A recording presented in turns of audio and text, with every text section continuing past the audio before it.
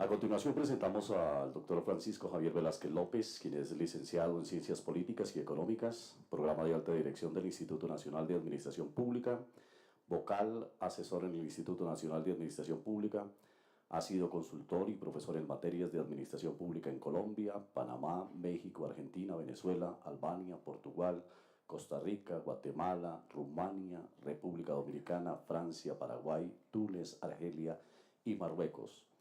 Ha realizado también trabajos de consultoría para la Unión Europea, el Centro Latinoamericano de Administración para el Desarrollo CLAD, Agencia Española de Cooperación Internacional de Desarrollo AECID, la Fundación Internacional y para Iberoamérica de Administración y Políticas Públicas FIIAP y Organización de Cooperación y Desarrollo Económico OCDE. Autor de numerosos escritos y colaboraciones sobre temas relacionados con la administración pública, el liderazgo y el trabajo en equipo en las administraciones públicas, la protección civil y la gestión de crisis, la seguridad española y los cuerpos de seguridad, quien nos ofrecerá su conferencia Management Público y Habilidades Públicas Directivas. Bienvenido, doctor Francisco Javier Velázquez, aquí a la Escuela Superior de Administración Pública SABAF. Bien hallado, muchas gracias. Bueno, buenos días. En España es por la tarde. Lo digo para que lo tengan ustedes en cuenta si me quedo dormido yo mismo a lo largo de mi exposición. Después de la brillante intervención de doña Marta Cimas, que nos ha explicado qué es lo que hacemos más o menos en el INAP, yo voy a dar una conferencia de otro tipo, que es una conferencia en la que voy a hablar, si consigo poner esto, del management público y las habilidades directivas públicas. No, esto no. No, poner la transparencia, el programa que estaba puesto antes.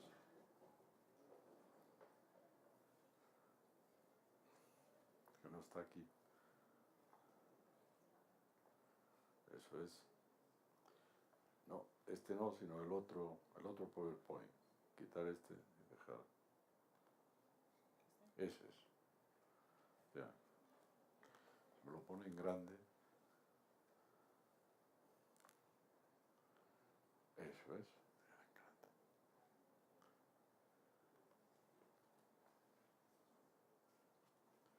Eso es. Muchas gracias. Yo voy a hablar de una de las actividades que desarrollamos con mucha frecuencia en el INAP. Aunque el tema no es extrapolable para todos los países, sí que hay un elemento que nos interesa sobremanera a nosotros señalar y que veo que muchos de ustedes son todavía estudiantes, muy brillantes, he visto por las intervenciones, y muy conocedores del tema, pero en todo caso la filosofía de la que partimos básicamente es de la necesidad de la existencia en el ámbito público de un grupo de directivos públicos profesionales.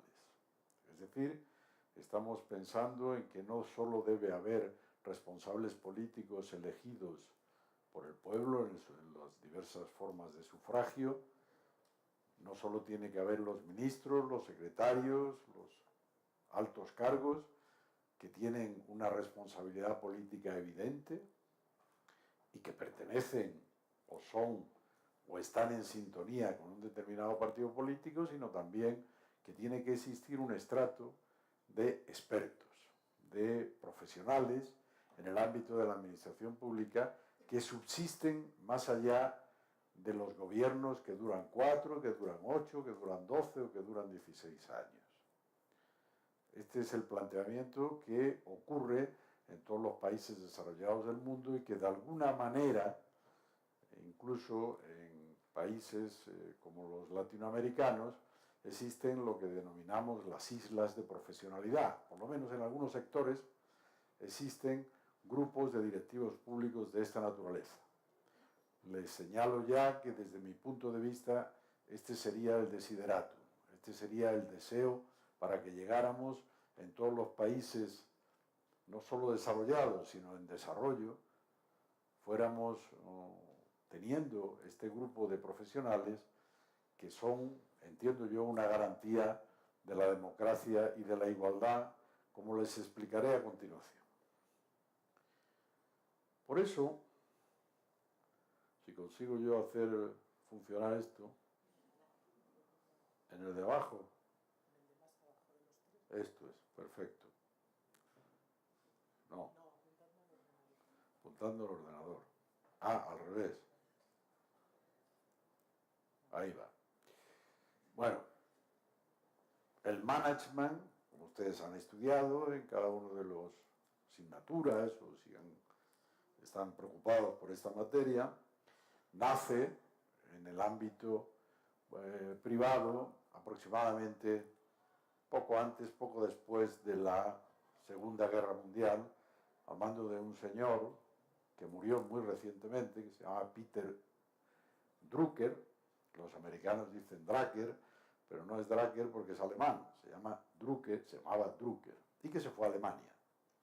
Señor que vivió 100 años, 101, fue el hombre que inventó todos estos conceptos de la gestión estratégica, de los planes estratégicos, y fue el hombre que vino a decir que los profesionales al mando de las empresas debían desarrollar no solo la voluntad del capital, es decir, de los dueños de la empresa, sino hacer las cosas mucho más eficazmente para que de esta manera las empresas cumpliesen mejor sus resultados. A partir de ahí, esto, sobre todo a partir de los años 60, 70, se extiende también al ámbito público. Pero nos encontramos que en el ámbito público no solo están los conceptos tradicionales de eficacia, de eficiencia, de la obtención de recursos, sino que hay otros temas que hacen que la gestión pública sea muchísimo más compleja que la gestión privada. Son las cuestiones de la igualdad, son las cuestiones de la transparencia, son las cuestiones de la libertad, son las cuestiones de los valores, del cumplimiento exacto de las normas. Por tanto, esto, imagínense ustedes lo que es ser el rector de una universidad pública o ser el rector de una universidad privada. Es un poquito distinto. Lo que es tener un restaurante, donde lo que se trata es de dar comidas y obtener el máximo beneficio, o ser gestor de un servicio de información tributaria. Es muy distinto. Pero sí que hay que conocer determinadas habilidades. Sí que hay que tener y hacer las cosas de forma que se obtenga un mejor resultado. Y de esto es de lo que yo les voy a hablar hoy. Por supuesto que se parte ya de la idea de que en el ámbito público, este directivo público, este responsable, cuidado, no político, es un responsable que debe tener los conocimientos adecuados. Otro ejemplo, si nosotros somos los responsables en materia de obras públicas, tenemos que tener personas que saben hacer puentes y carreteras. Obviamente, porque si no los puentes y las carreteras se caen. A pesar de todo se caen, como sabéis, pero bueno, en todo caso. Y ese conocimiento después se puede hacer más o menos eficazmente, más con el concurso de los colaboradores o más contra la voluntad de los colaboradores. De ese segundo tramo de actuaciones es de lo que yo les voy a hablar. Por eso les hablo de las habilidades directivas. Y las defino de esta manera. Son como competencias necesarias para el desarrollo de los cargos públicos. Pero competencias de lo que algunos autores llaman soft, no hard. Las competencias hard, es decir, el conocimiento de cómo hacer un puente, lo traigo ya de casa. Tengo que tenerlo ya. Ahora se trata de cómo hacerlo lo mejor posible. Y de esto les voy a hablar intentando poner ejemplos en el ámbito público y algún ejemplo también en el ámbito privado. ¿Cómo defino la competencia? Este tipo de competencia, conjunto de comportamientos relacionados con un buen desempeño del trabajo en el ámbito público. Ya no se trata, fijaros que esto es muy importante, porque la concepción tradicional de la administración pública burocrática nos señalaba siempre que de lo que se trataba era de cumplir la ley. Si nadie me pedía la beca, si nadie recibía el servicio era un problema que no me interesaba. Lo que yo tenía que hacer era cumplir la ley, cumplir los plazos y establecer las condiciones para los ciudadanos. Estamos hablando ya de que esto en la sociedad actual, en el siglo XXI, no es lo que quiere el ciudadano. El ciudadano quiere un buen desempeño. Es decir, que sea eficaz, que sea coherente, que llegue a resultados interesantes para el ciudadano. Y por tanto que el ciudadano esté razonablemente satisfecho con lo que se hace. Las competencias, desde mi punto de vista, pueden ser de tres tipos.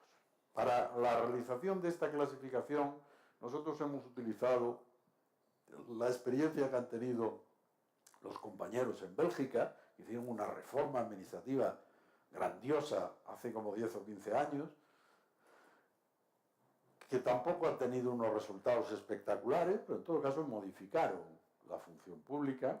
Como sabéis, Bélgica es un sistema también continental, no anglosajón, y es un sistema que, bueno, puede ser equiparable al francés, al español e incluso en algunos casos al alemán.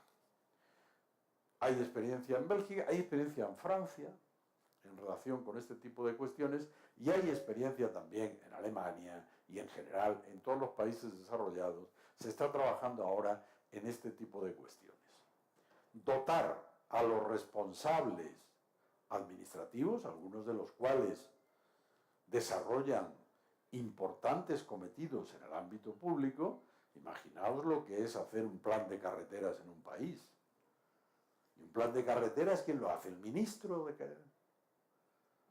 No, no lo hace el ministro, lo hace un grupo de altos funcionarios que conocen la situación económica, la situación social, que conocen lo que piden los alcaldes, que conocen... Luego, la actividad política también tiene algunas referencias en las obras que finalmente se acometen, pero lo que es la planificación, esto es realizada por profesionales, o al menos debe ser realizada por profesionales. Entonces, debemos intentar que tengan competencias, unas relacionadas con la llamada situación, es decir, ¿dónde estamos?, que las voy a explicar, otras relacionadas con la relación, yo no estoy solo, estoy con personas, trabajo con ellos, cómo debo hacerlo, y finalmente con la acción. Vamos a intentar explicarlas cada una de ellas. Teniendo en cuenta siempre que estamos en el ámbito de las ciencias sociales y que ustedes pueden compartir o no la totalidad de las afirmaciones que yo esté dando, ¿no? Pero en todo caso creo que sí son una aproximación a la realidad. La situación, ¿dónde estamos? Para nosotros, en la administración pública, uno de los elementos esenciales es el interés general. Esto no es el interés ni siquiera de un partido, es el interés de todos. Es el interés que tiene que estar dentro de nuestra Constitución, de nuestras normas, de nuestros reglamentos, de nuestros decretos, de las instrucciones correspondientes que hayan sido aprobados en tiempo y forma. Por tanto, el interés general no es tampoco el interés del funcionario. A veces se me ocurre poner una transparencia donde digo que yo defiendo a los altos funcionarios, pero los funcionarios no son ángeles. Los funcionarios a veces también tienen sus propios intereses, ¿no? Y por tanto también hay que ponerles coto a ellos. Pero el interés general, definido de esta manera en las normas correspondientes, es uno de los elementos esenciales de la actividad pública. Y esa actividad pública es, por tanto, muy distinta al interés privado. El interés privado es la búsqueda del beneficio en un determinado momento. Y esto no es el interés general, el interés público. Segundo, una visión estratégica. ¿De qué estamos hablando? De que no se trata solo de ejecutar un programa para hoy, para mañana, para un mes, ni siquiera para un año, ni siquiera para 4 años. Con mucha frecuencia, esta visión estratégica se extiende a largo plazo. Y esto es lo más importante de la gestión pública, el largo plazo. Y por eso, a veces, existe contradicción también con el poder político. Y la habilidad de los altos funcionarios está en saber ajustar el planteamiento a corto plazo, que por lógica tiene el responsable político, porque es nombrado para 4 años, es nombrado para un tiempo determinado, dentro de un marco mucho más global que permita la realización de un proyecto a más largo plazo. Esto es lo que se denomina la visión estratégica. Y por tanto, tampoco es tan necesaria en el ámbito privado, aunque es verdad que grandes corporaciones y grandes empresas también necesitan de una visión estratégica. Implicación y apertura. Es decir, hay que estar metido en harina, hay que estar metido en la cuestión. Y por supuesto hay que saber jugar con las normas que en este momento nos exigen la legislación. Pues por ejemplo, la transparencia, de la que hablaremos de forma certera y constante.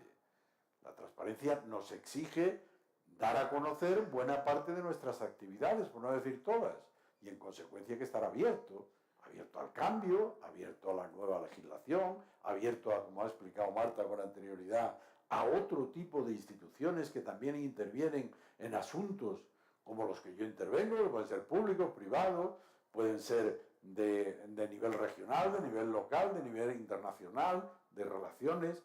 Es decir, hay que estar abierto al cambio y a otro tipo de instituciones. Y finalmente, a la innovación. ¿Cómo no estar abierto a la innovación en un mundo como el que vivimos, ¿no? Ya esto de la innovación es bastante antiguo, siempre se ha innovado, ¿no? Pero ahora se innova a una velocidad de vértigo, obviamente. Y hay que estar atentos a ello. Y hay que estar cambiando los procedimientos. De la misma forma que cambiamos las máquinas, ¿no? Tanto las cambiamos que a veces ya no nos enteramos si tenemos un tipo de máquina u otra, pero en todo caso esto es la realidad, como sabéis perfectamente, y sois usuarios todos y cada uno de vosotros, con vuestros celulares o vuestros móviles, como los llamamos en España. Por tanto, esto es en relación con la situación. Y en relación con la situación se nos ocurren algunas ideas, ¿no? ¿De qué es el servicio público? Pues el servicio público es, por ejemplo, una entrega generosa al conjunto de la sociedad, a los que hay que servir con objetividad, hay que servir a todos. Por tanto, quedémonos con la idea de que servir a todos, no servir a unos pocos. Servir a los intereses generales, no servir a los de mi pueblo o servir a los de mi barrio o servir a los que son de mi equipo de fútbol. Segundo, colaborar con los superiores. ¿Quiénes son los superiores de los altos funcionarios, de los directivos? Es el poder político, que es el legítimo, es el que ha sido elegido por las urnas, por los ciudadanos. Por tanto, el deber de colaboración es absoluto y hay que estar subordinados a ellos con lealtad, obviamente, y con sinceridad para lograr la mejor prestación del servicio. Pero no es solo ejecutar lo que se nos dice, porque también hay que decir las cosas que a veces no quieren oír, porque a veces puede que sean erróneas, los planteamientos, y eso no es deslealtad. Hay que expresar las cosas como deben ser y como muy probablemente la historia nos enseñe que han sido. Aquí hay, no sé si lo consiguen ver, un llamado chiste, que no es un chiste, sino una idea de un humorista gráfico español que se llama El Roto, que ustedes pueden ver en El País, que dice: trabajar para el Estado es un gran honor, pero trabajar contra el Estado son grandes honorarios. Se lo dejo a ustedes como reflexión. Estamos hablando del servicio público, pero aquí nos enfrentamos a episodios de corrupción constantes. Y esto va a salir, ocurre, en toda, decimos nosotros, en toda tierra de garbanzos, y ocurre incluso en las tierras donde no hay garbanzos. Es decir, pues la corrupción existe. Y como existe la corrupción, pues también hay que poner freno a la corrupción. Por tanto, no seamos ingenuos. Hemos dicho que el servicio público, trabajar para el servicio público, pero también hay gente que dice: yo voy a trabajar contra el servicio público porque esto me da mejores beneficios. Y esta es la realidad, y en la realidad vivimos. Esta es la vida.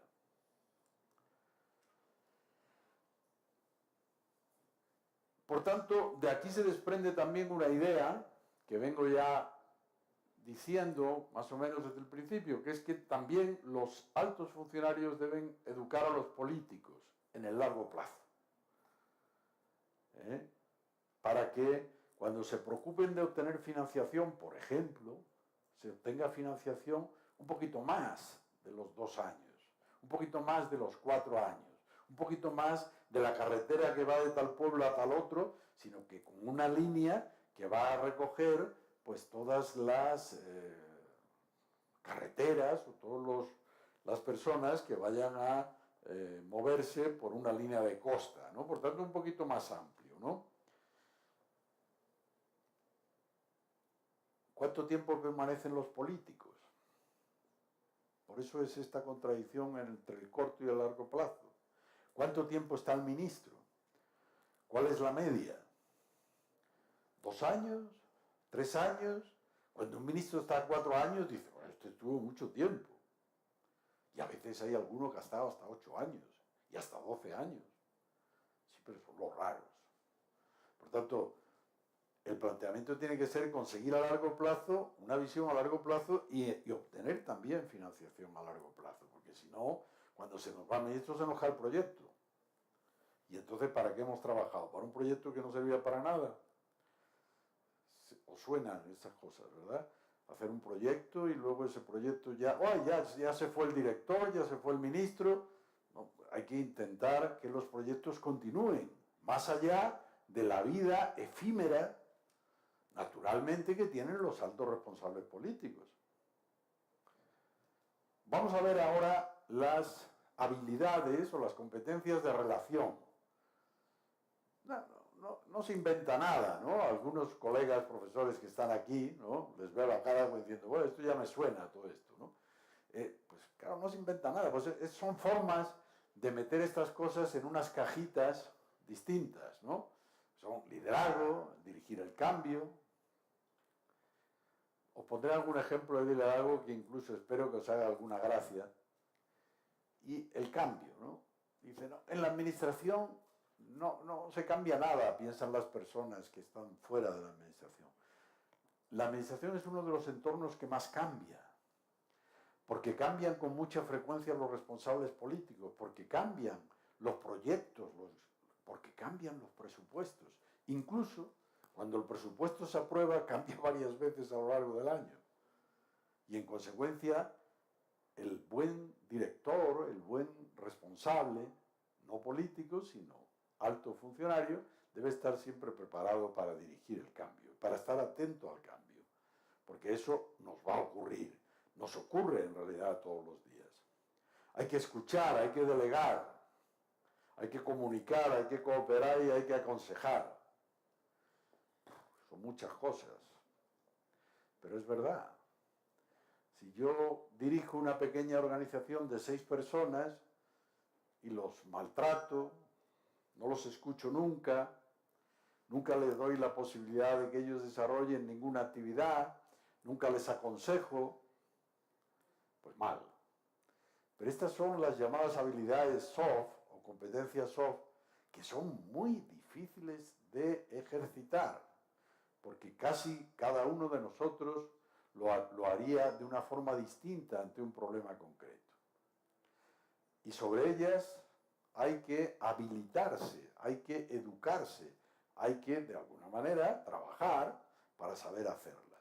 Son las más difíciles, porque estudiar cuáles son los procesos químicos de una determinada cuestión, bien, es difícil, pero tratar de saber cómo aconsejamos a Pepe o a Juan o a María o a Almudena en una situación determinada es difícil. Hay que utilizar las palabras adecuadas y con el tono que a ser posible no sea un tono español, sino más bien un tono mucho más dulce como el que ustedes utilizan en Colombia.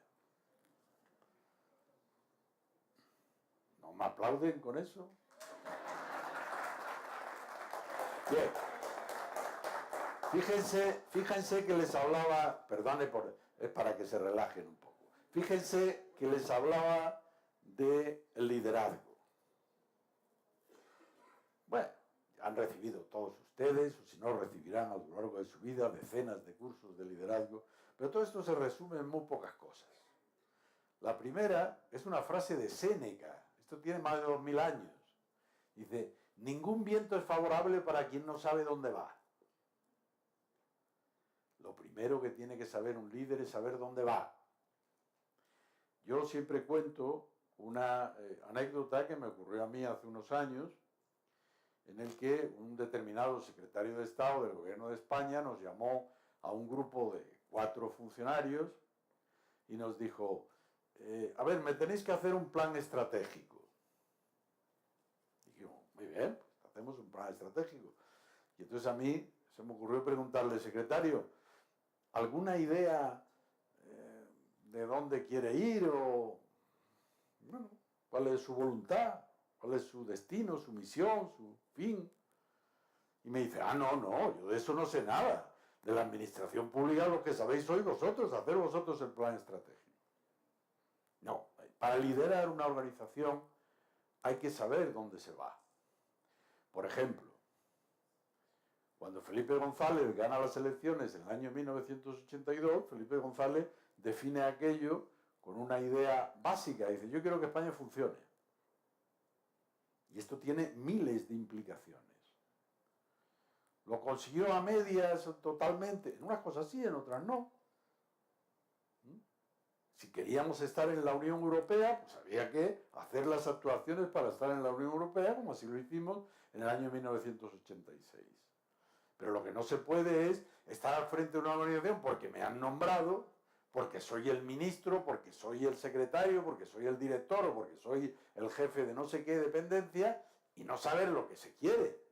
Puede que uno no lo sepa al principio, pero para eso también se estudia, se habla con unos, con otros, con los colaboradores, con las personas que llevan allí mucho tiempo, y después de hablar y de estudiar, pues finalmente uno tiene que saber a dónde va. Por tanto, el liderazgo, muy importante. Tengo que saber a dónde voy. Otra idea. Esta es de Nelson Mandela. Y dice Nelson Mandela que cuando tiene gente bien preparada, dice, es como un pastor, se mantiene detrás del rebaño dejando que el más ligero vaya por delante, haciendo que los demás le sigan y sin que se den cuenta de que le están dirigiendo desde atrás. Otra idea interesante. Si la gente sabe lo que tiene que hacer dentro de la organización, pues bueno, una forma de liderar es esa también. Cuando hay alguien que se desmanda, pues se les echa para adentro, se le manda al perrito, ¿no? que echa las ovejas hacia adentro. Pero el rebaño pues va más o menos hacia el lugar que se quiere. De nuevo, la idea del liderazgo, pero como veis, la tremenda complejidad de este tipo de asuntos. Porque antes estábamos hablando de que queríamos saber dónde íbamos. Y ahora resulta que los tenemos que dejar ir hacia donde quieren ellos en la organización. El liderazgo es distinto, según la situación, según cómo estén preparadas las personas, según cómo sean los recursos, según cómo sean los medios, según cómo sea, en definitiva, las condiciones que hacen posible que desarrollemos una actividad concreta.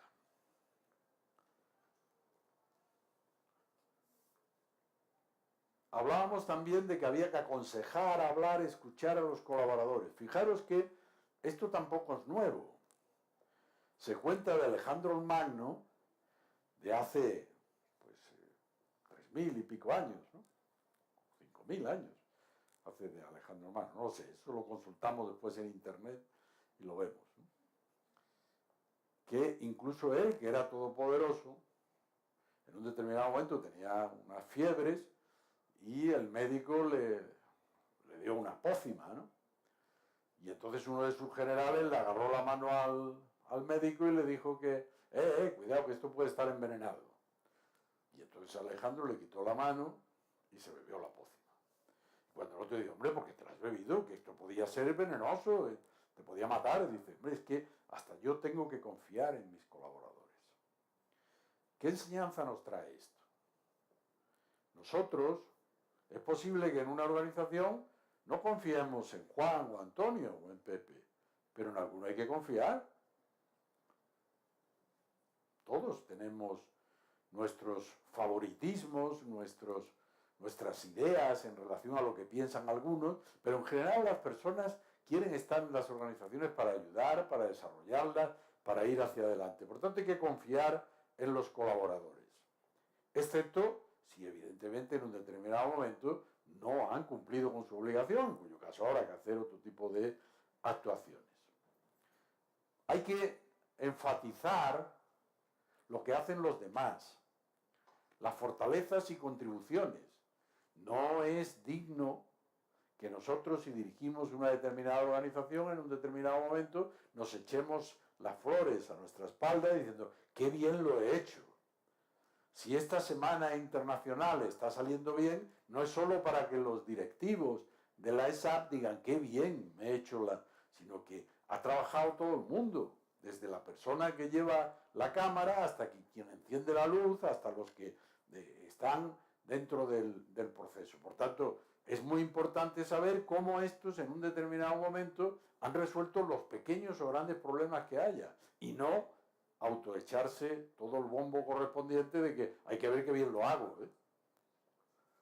Si hacemos lo primero, nuestros colaboradores estarán contentos y satisfechos de trabajar con nosotros. Si hacemos lo segundo, estarán deseando irse a otra unidad. Bueno, hay múltiples anécdotas de escuchar. Esta en concreto también os puede servir que a veces somos demasiado impacientes y a veces nos creemos que lo sabemos todo. Pues no lo sabemos todo. En un determinado momento, incluso las personas que nos pueden enseñar pueden cometer errores y no podemos nosotros creer que porque hayan fallado, porque se hayan equivocado, porque no se hayan acordado de cuántos miles de años hace que Alejandro el Magno vivió, pues todo el resto que diga pues no sea algo coherente o razonable. Y esto es una anécdota que de alguna manera os viene a revelar eso. Bueno, y ahora vamos a competencias de acción. Básicamente son estas tres. Decidir en situaciones complejas.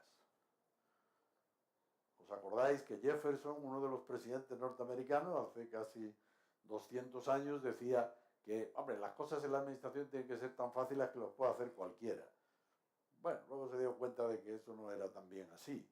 Y hoy ya no es así en nada. La administración es el trabajo más complejo que hay. ¿Por qué? Porque uno tiene que tener en cuenta la escasez de recursos, las decisiones políticas, los problemas de los trabajadores, los problemas políticos que en un momento determinado pueda haber, la posición de los otros partidos políticos, la posición de los sindicatos, la posición de las asociaciones sindicales, el calendario, muchísimas cosas que no es tan fácil, que son mucho más fáciles de desarrollar en el ámbito privado. Por tanto, situaciones complejas. Es que la realización de cualquier cuestión tecnológica, por ejemplo, una norma sobre tecnología, ¿de qué se trata? ¿Solo de copiarla del país de al lado? No, hay que trabajarla. Hay que hablar con las grandes empresas, hay que hablar con los grandes especialistas, hay que ver los recursos que tenemos, hay que ver qué es lo que podemos hacer porque ya seguramente se hicieron cosas con anterioridad. Y hay que tenerlas en cuenta. Segundo apartado, una implicación personal. No se puede ir a los ámbitos administrativos sin implicarse personalmente. Hay que estar consciente, hay que ser partidario, hay que estar de acuerdo con ese tipo de cuestiones y por tanto trabajar para ella. Adaptabilidad. Las situaciones cambian y mucho. Ocurre que cuando al principio venía con un proyecto que tenía 5 millones de dólares y transcurridos 3 meses me han quitado 4. Por tanto, tenemos que ser resilientes, es decir, de alguna manera aguantar el chaparrón correspondiente y continuar trabajando. Y este es un aspecto que tiene el último, la ejemplaridad, que tiene su referencia también en las cuestiones incluso políticas o de actualidad. Los responsables han de ser ejemplares. Ejemplares significa no corruptos, ejemplares significa conocedores de la situación, ejemplares significa también personas que llegan a su trabajo a la hora correspondiente, que trabajan y que no la aprovechan en beneficio propio.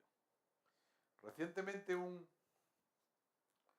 director responsable de los procesos de selección de directivos públicos portugués, estuvo en Madrid y nos explicó un caso en los que él lleva un organismo que va seleccionando los altos directivos. Dice que en casi todos los casos ha acertado, dice, pero recientemente en uno que habíamos elegido a la persona que en principio tenía todos los conocimientos y que tenía también estas competencias soft mucho más claras que nadie, de pronto pues lo han tenido que quitar. ¿Por qué? Porque lo habían nombrado para llevar todas las cuestiones logísticas en materia sanitaria en la zona de Lisboa, y resulta que una de las primeras cosas que hizo fue utilizar el helicóptero para llevar a su suegra que estaba enferma. Claro, este tipo de cuestiones no se pueden saber con anterioridad, pero evidentemente hay que ser lo suficientemente fuerte como para adoptar la decisión correspondiente a continuación. Hay que estar cerca de la acción. El directivo ha de estar cerca de la acción, visitar a la gente, hacer preguntas, y de esta manera se encontrarán nuevas oportunidades para que los trabajadores continúen funcionando. ¿Qué ocurre en nuestra administración pública y por qué desarrollamos nuestra actividad y por qué hablamos de estas cosas? Porque con frecuencia, como yo digo aquí, gente no experta dirige a gente experta. Esto ocurre con mucha frecuencia. Si cualquiera de nosotros, que no somos responsables o se nos nombra como director del área de carreteras de una determinada región o de un determinado país, tenemos ciertas dificultades. Y estas dificultades, pues resulta que estamos dirigiendo a personas que son expertos en la cuestión. ¿Cómo actuar? Pues hay que tener en cuenta lo que ellos nos dicen y tenerlo muy en cuenta y hablar muchas horas con ellos de forma tal que al final, no digo que nos hagamos expertos, pero que sí de alguna manera aprendamos de los expertos. Fijaros el ejemplo que se os pone aquí en relación con el SIDA y que pasó en un determinado momento en Sudáfrica. Murieron miles de personas, porque a alguien se le ocurrió que con unos bailes y unas hierbas y un no sé qué, pues ahí se iban a curar. Es un caso extremo, obviamente. Pero de lo que se trata es de que, con mucha frecuencia, la labor también de los responsables de los organismos consiste muchas veces en enseñar a los responsables políticos. Enseñarles las implicaciones de las normas, las implicaciones de las decisiones, la manera de obtener nuevos recursos, la manera de hacer alianzas con otras organizaciones. Bueno, ¿de qué estamos hablando? ¿Cuál es la propuesta que yo hago? La propuesta que yo hago es que de alguna manera la complejidad de la sociedad moderna hace que el desarrollo de la actividad política esté relacionado cada vez más con un gobierno ideal donde la legitimidad política se entremezcle con los llamados elementos meritocráticos. Hay un clásico que se repite todos los años en California. O grandes fuegos o grandes inundaciones. Más allá de la climatología, los expertos vienen exigiendo 2 embalses que no se ponen de acuerdo, porque el extremado fraccionamiento de los partidos políticos en California impide un acuerdo. Sin embargo, técnicamente todo el mundo dice que habría que tener estos 2 embalses para que desaparecieran los problemas de agua y desaparecieran también algunos problemas de sequía. No es posible. Por tanto, hay que ir cada vez más hacia, entiendo yo, hacia la interacción con los elementos meritocráticos. Un autor, Keynes, que ustedes conocen, señala, al contrario de lo que pareciera con otras personas, dice, lo importante para el gobierno no es hacer cosas que ya están haciendo individuos y hacerlas un poco mejor, sino hacer lo que no se hace en absoluto. Esto también es importante, ¿eh? No se trata de que pongamos al Estado a competir con el ámbito privado. No tiene mucho sentido, aunque a veces pueden existir actuaciones que, por razones históricas o por razones de otro tipo, pues subsistan. Pero lo que se trata es de hacer cosas que no se hacen en la sociedad. Aquí ya interviene el planteamiento ideológico, obviamente, pero en todo caso es importante que ustedes lo tengan en cuenta. Esta es una forma de ver la sociedad y el futuro desde un punto de vista del progreso, de mejorar, de intentar hacer más felices a los ciudadanos. Desde el punto de vista más reaccionario, la idea sería la contraria. Dice, no a la innovación. Dice, lo que hay que hacer es hacer las cosas absurdas que se han hecho siempre, más vale hacer esas que no cosas inteligentes que no se han hecho nunca. Esto fue en el siglo XIX, un lord inglés, que es el prototipo del pensamiento reaccionario. Pero muchas veces en las administraciones nos encontramos con situaciones de esta naturaleza. Uy, qué miedo me da hacer esto que es nuevo. Yo cuando he tenido responsabilidades, me han dicho que esto no se ha hecho nunca. Digo, pues lo vamos a hacer. Si es legal, si tenemos recursos y si creemos que puede ser positivo, vamos a hacerlo. Si no, el mundo no avanzaría nunca. Estaríamos siempre haciendo lo mismo, lo mismo, lo mismo. Pero también es verdad que debemos tener el suficiente sentido común para entender que a veces una cosa que funciona bien no la toques mucho. Si funciona bien, a lo mejor la puedes pintar, pero ¿para qué vas a hacer una obra y la vas a alterar entera si es suficiente y funciona? Bueno, aquí hay una serie de ideas que son coincidentes y que ustedes no ven: lealtad, jerarquía, integridad, eficiencia. Hemos estado hablando de todas estas cuestiones durante toda mi conferencia y todavía no se preocupen, no se pongan contentos porque todavía queda un poquito más. Vamos a ver si todas estas cosas ocurren. Y hay una cosa que se denomina el síndrome de Procusto. Dice, aquel que corta la cabeza a los pies de quien sobresale. Esta idea la repetiré también en alguna otra transparencia. Para trabajar con los colaboradores, para que los políticos trabajen con los técnicos, para que nosotros trabajemos con aquellos que nos ayudan, es muy importante no hacer esto. Deja que quien quiera hacer preguntas y quien quiera hacer una pregunta brillante y quien quiera demostrar que tiene conocimientos en una determinada materia lo pueda hacer. Deja que la gente sobresalga. Porque si no, ocurrirán problemas en los que la gente se retraerá. Y aunque piense de una determinada manera, no nos lo emitirá, no nos lo dirá. Y en consecuencia, pues no sabremos si estamos acertando o no. Eso es igual si cuando yo termino la conferencia no me hacen ninguna pregunta. Digo, bueno, pues si no me hacen ninguna pregunta, o bien no están de acuerdo o es que no les ha interesado absolutamente nada. Así que espero que me hagan alguna pregunta. Marta, si no me hacen ninguna, me la haces tú, por favor. Bueno, esta idea tiene también relación con lo que decíamos antes. A la gente hay que dejarla actuar. Esta la he tomado un norteamericano y dice, para saber atar de verdad unos cordones tienes que atar cordones. Eso nos ha pasado a todos, incluso a los que tengáis algún niño pequeño.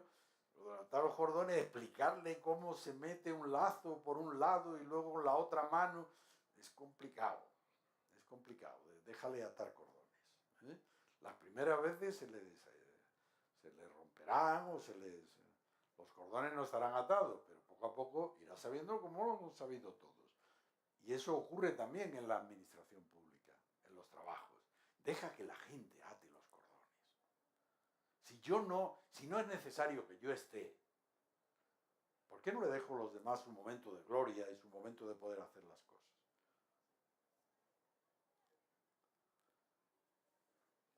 Bueno, esto algunos lo interpretan en un sentido contrario, ¿no? Y entonces aquí os cuento una anécdota de uno que dice que fue a un curso y que era muy autoritario y llegó del curso y dijo, pues quiero que a partir de ahora sean participativos, me han entendido bien, no quiero escuchar ninguna excusa, desde ahora todos son jefes participativos con su personal. No se trata de eso, ¿eh? No se trata de ordenarles ahora que todos sean participativos, porque a veces entendemos las cosas no claramente, ¿no?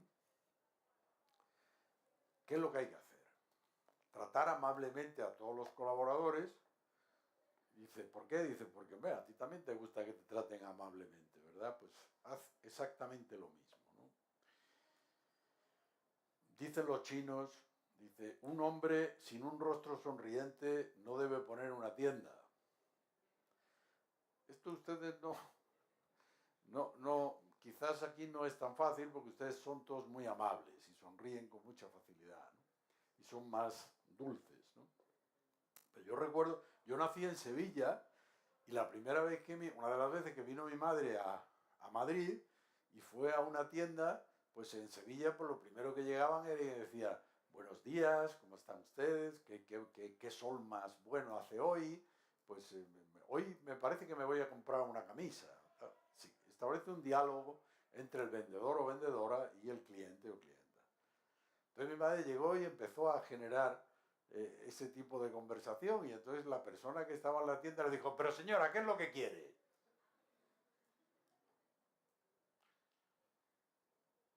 Esto ocurre.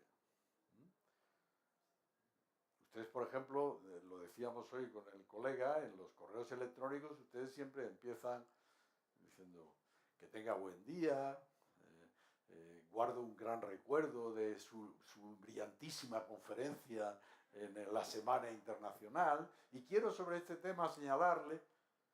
No, en España decimos, ¿me da usted las transparencias estas que no las tengo? No, yo creo que hay que ser más amable, porque si eres más amable, no serás un líder abusivo. Y un líder abusivo atrae pocos colaboradores leales, ¿no? Admitir los errores, ¿no?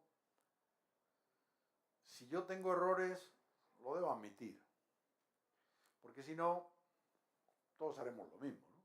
Cuando yo cometo un error, lo esconderé. Y por tanto, no mejorará la organización. La manera de hacer las cosas no mejorará.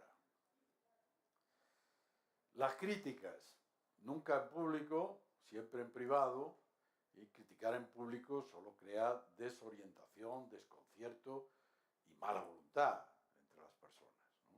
Y luego otros que no entienden muy bien las razones, ¿no? Líderes eficaces, digo aquí. ¿Los líderes tienen que ser personas fuera de serie o tienen que ser personas normales? Yo creo que tienen que ser personas normales que tienen, eso sí, una extraordinaria habilidad para destacar el talento de los demás. Y esto es lo que hace que los demás lo reconozcan también como líder. Porque si tenemos 5 colaboradores y uno es el experto en finanzas, el otro es el experto en personal, el otro es el experto en tecnología, el otro... De lo que se trata es de aunar las voluntades para conseguir el proyecto. No en decir, hay que ver qué bien dirijo yo esto, como decíamos antes. Y entonces, claro, cuando uno reconoce con sus colaboradores que hemos obtenido un importante éxito, cada una de las parcelas es importante. No es solo la parcela mía, no es solo que yo intervine, que dije, que hice, no es solo que conseguí $500.000, sino que los demás también participaron y hicieron actuaciones interesantes para el conjunto de la población. Y ahora les voy a hacer una serie de consejos, si son ustedes directivos, para que los apliquen y si no, para cuando los puedan aplicar. Primero, les digo lo que no debe hacer un directivo. Y entonces les pongo aquí un ejemplo. Dice, clavo que sobresale, martillazo. En el momento en que hay alguien de mis colaboradores que sobresale un poquito, lo meto para abajo otra vez. No, eso no se debe hacer. Si hay algún colaborador que sobresale, yo creo que hay que ayudarle. Cuanto más sobresalga él, de alguna manera nuestro equipo será más importante. Y en un determinado momento él a lo mejor se tiene que ir a otro lugar. Bien, que se vaya a otro lugar, pero que se vaya amablemente, recordando qué bien trabajó allí con nosotros y luego estos serán aliados de futuro. Se dice siempre que en política y en la administración no hay nunca enemigo pequeño o adversario pequeño. Y lo que sí hay es siempre la necesidad de tener muchísimos aliados. Y esos aliados se consiguen básicamente, entre otros, con actuaciones de esta naturaleza. Y aquí nos lleva al tema del género, el tema de la mujer directiva y el tema en el que las sociedades actuales somos todavía deudores.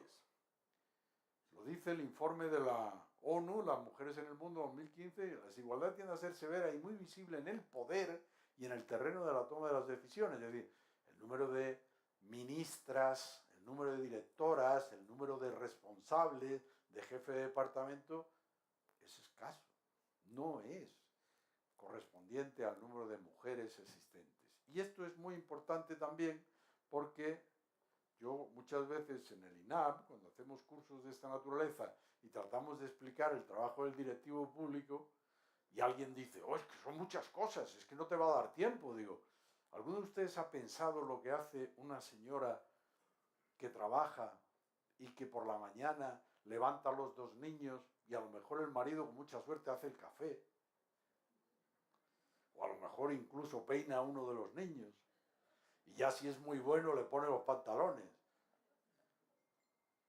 Y las cosas que tiene que hacer, para el desayuno viste a uno, al otro le lleva al cuarto baño, al tercero lo ducha, al cuarto se pone a llorar, el quinto no encuentra dónde está la ropa, el otro...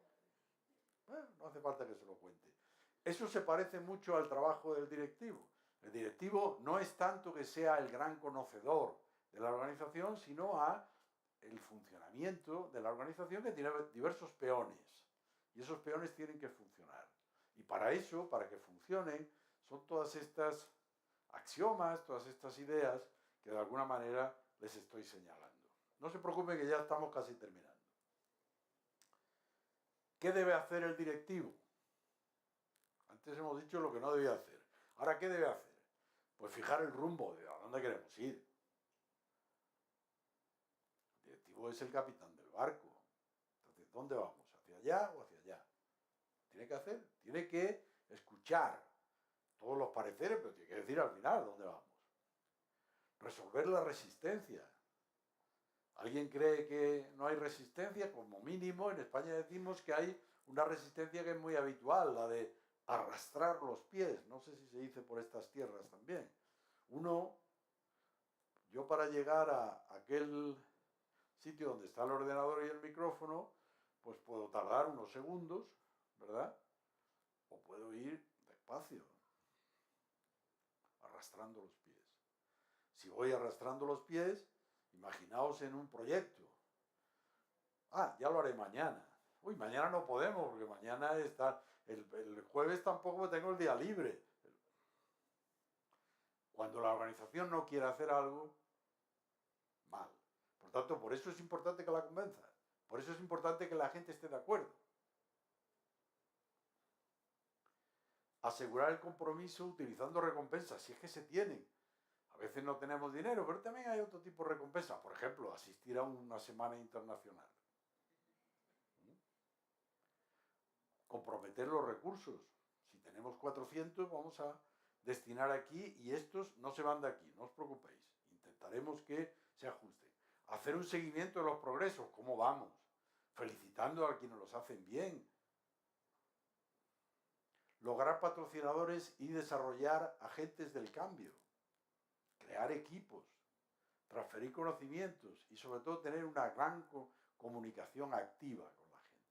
Decíamos antes que la dirección se ejercitaba sobre la base de atender a los demás, escucharles, hablar, resolver problemas. De eso se trata, de comunicarse con todos los demás. Tener en cuenta el trabajo de los colaboradores. Estoy haciendo de alguna manera un resumen.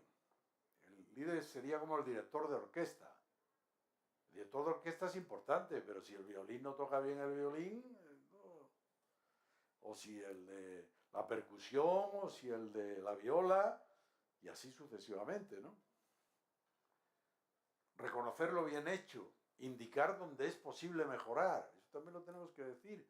También, por supuesto, aceptar que lo digan otros colegas, hacer planes para el futuro, conocer lo que hace cada uno y apoyar de nuevo a los colaboradores.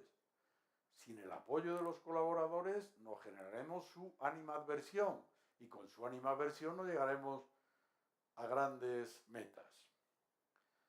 Voy a ir terminando señalándolos una anécdota con 3 formas de actuar ante una situación de 3 grupos de 10 personas están comiendo en un parque y amenaza tormenta.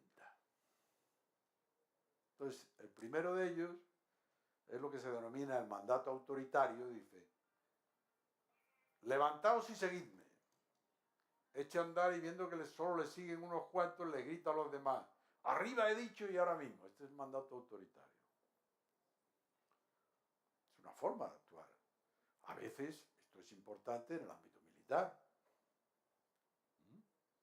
También está demostrado que si se les explica a los soldados por qué, pues también lo hacen mejor. Segundo, la microgestión. Que a veces yo digo que esto se parece muchas veces con lo que algunas señoras hacen con los maridos, y no se me enfaden las señoras, cuando le dicen que ponga la mesa. Coge un tenedor con la mano derecha, ponlo ahí, con la mano izquierda pon lo otro, pon la servilleta, en los platos, los que están allí en la parte de abajo del... Tendremos que, en el segundo, uno de sus integrantes dice: tendremos que irnos de aquí, os expongo mi plan. Nos levantaremos y marcharemos en fila hacia aquel